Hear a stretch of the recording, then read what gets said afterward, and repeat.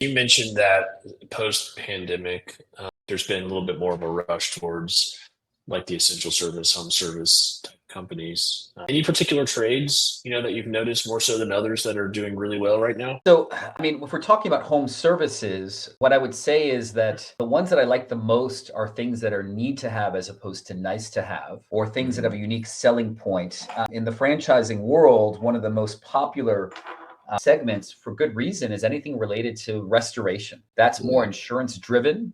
If we're looking at the home trade, in fact, I would argue that might not necessarily even be a home service because your client Yeah. is an insurance company, right? Yeah. But I just love that business in general. I have Yeah. brands in 75 industries. In an average year, my candidates decide to, in buying groups, buy about 75 to 100 territories. And it's about Nice. 20 to 25 placements per year. So I'm Yeah. really exposed to many different industries out of those 75. Yeah. That's awesome.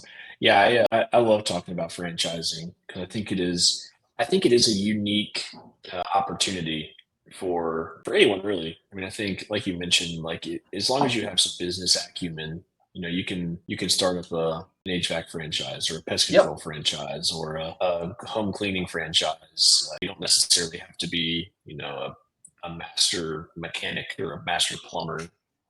So I think it is really unique. And I also think that's where, so I think there's unique advantages to both sides, like for franchise business owners and then like non-franchise business owners. You typically see them be more skilled within the trade to start because they're a technician turned business owner. And so they tend to struggle on the business side, not so much the trade side. Whereas the franchise model, we see a lot of times it's like they're really good on the business side, sales, marketing, operations, all that good stuff.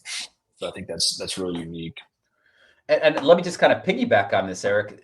Franchising is one of the only places where it's a positive thing to have no experience ahead of time.